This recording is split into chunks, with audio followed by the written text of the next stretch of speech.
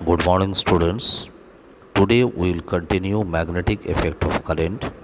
Our today's topic is electromagnet. Electromagnet is basically a temporary magnet when it may be formed by using a solenoid.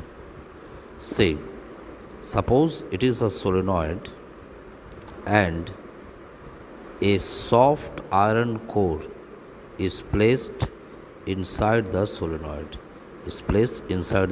solenoid and when electric current is passed through it, then the arrangement is changed into electromagnet.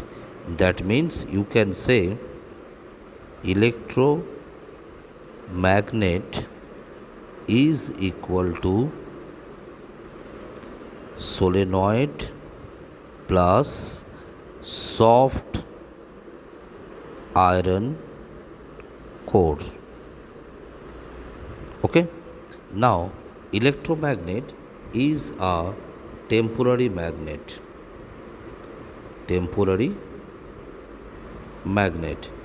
That means when electric current is passed through it, it gets converted into magnet, and when current is stops flowing, then it is changed into normal substance other than magnet. Okay, and since it is temporary magnet, so we can increase or decrease its strength according to our will. Now, force on conductor carrying current in a magnetic field. Suppose this wire is carrying current. This is the current carrying conductor. It is placed within the magnetic field of the magnet. Then what has happened? When electric current is passed through it, we see there is a sudden deflection in current carrying wire. How is it possible? It is possible because of the force exerted on the current carrying wire. Now, this force is directly proportional to the magnitude of current. That means if current is increased, then force will also increase. So A versus B. Force experienced is directly proportional to the magnetic field. That means greater the magnetic field, greater will be the force experienced. Again, F is directly proportional to the N. L is the length of the conductor. So when length of the conductor is increased, then also force is increased. And the last topic, F versus sin theta. Theta is the angle between I and B. And one more topic, that is A versus. Okay, so these are the different forms, right? Now, from this equation we can write A versus I BL sin theta. Now, if you want to remove the versus sign, you have to put a constant term, and here the constant term is K. So, F equal to K I BL sin theta. Okay. Now, if K is equal to 1, then force F is equal to I BL sin theta, and that is the magnitude of force experienced by a current carrying conductor when placed in the magnetic field of a magnet. Now, different case may occur. How? Suppose if theta is equal to 0 degree. Theta 0 degree means what? Theta 0 degree means I and B are acting in the same direction. In this case, force experienced F is equal to IBL sine 0 degree. Okay, and as we know that value of sine 0 is 0, so F is equal to IBL into 0, that is F equal to 0. So no force will be experienced. No force will be experienced. So if I and B are acting in the same direction, then angle theta is equal to 0 degree. In that case, F is equal to IBL sine 0, and we know that the value of sine 0 is 0. So F is equal to IBL into 0, that is F equal to 0. So no force will be experienced. Now, if theta is equal to 90 degree, then F is equal to IBL sine 90. Okay. Now we know that sine 90 is equal to 1. So F is equal to IBL. That is called F max. That is maximum force experienced. So when the current carrying conductor placed in the magnetic field of a magnet will experience maximum force, your answer will be if current and magnetic field are perpendicular to each other, then force experienced by the current carrying conductor is maximum. Now, our next topic is Fleming's left hand rule. Say, so when current carrying conductor is placed within the magnetic field of a magnet, it will experience a force, obviously.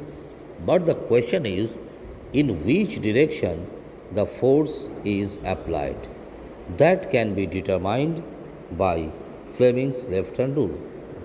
So, Fleming's left hand rule states that three fingers of our left hand, forefinger, middle finger, and thumb, are held mutually perpendicular to each other in such a way that forefinger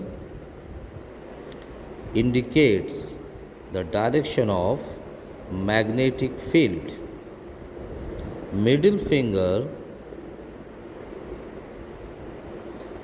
indicates the direction of current, then thumb will indicate the direction of force experienced. Okay, I repeat, three fingers of our left hand, forefinger, middle finger, and thumb are held mutually perpendicular to each other in such a way that forefinger indicates in the direction of magnetic field, middle finger indicates the direction of current, then thumb will indicate the direction of force experienced, and that is Fleming's left hand rule. It will be clear by using this diagram. See, in this diagram, forefinger indicates the magnetic field, middle finger indicates the direction of current, and thumb indicates the direction of force. So, in this way, we can explain Fleming's left hand rule. Now, how previously we deal with the electromagnet. I told you electromagnet is a temporary magnet. So, when soft iron core is inserted within a solenoid, then it gets converted into magnet considered as a electromagnet. Now the question is, what happens if the steel rod is inserted in the place of soft iron core, right? So question may asked in this way, what happens when steel rod of electromagnet is used, in case of electromagnet, steel rod is used instead of soft iron core, then what has happened? Your answer is it will turn into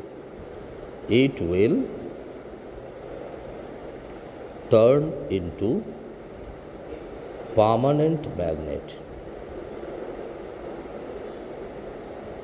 So, our purpose is not solved. Or you can say, question may asked in this way also, why for making electromagnet steel rod is not used in the place of soft iron core? Answer will be same. If we use steel rod instead of soft iron core, it gets converted into permanent magnet, and in that regard we cannot increase or decrease the strength of the magnet, and that's why steel rod is not used. Now the question is how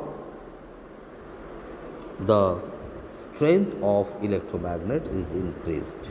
Say, strength of electromagnet is increased by, first point, increasing the current,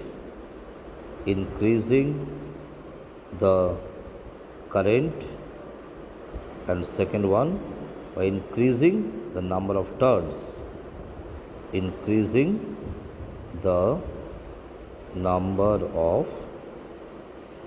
of the coil.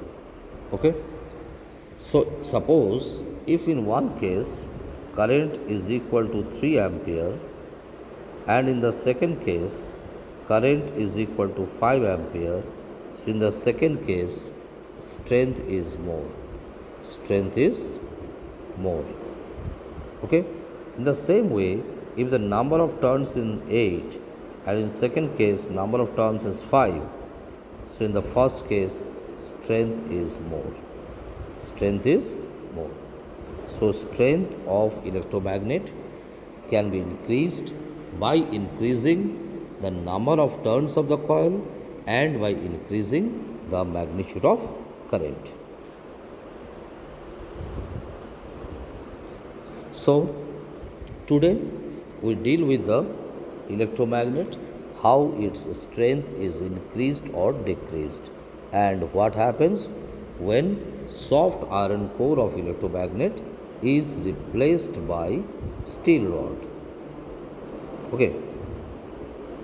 And another topic we deal today, that is force on a current carrying conductor placed in the magnetic field of a magnet. I repeat, when a conductor which is carrying current is placed within the magnetic field, it will experience a force, and the value of this force is given by the formula F equal to IBL sin theta, where I is the flow of current, B is strength of magnetic field, L is the length of conductor, okay, and theta is the angle between I and B. So when theta is equal to 0 degree, then the conductor will not experience any force, and if theta is 90 degree, then the conductor will experience the maximum force. Now the direction of force experienced by the current carrying conductor is determined by Fleming's left hand rule. I repeat, Fleming's left hand rule states that you have to take your 3 fingers, forefinger, middle finger and thumb. You must keep these fingers perpendicular to each other, and if forefinger indicates the direction of magnetic field, middle finger indicates the direction of current, then thumb will indicate the direction of force experienced by the conductor. Okay.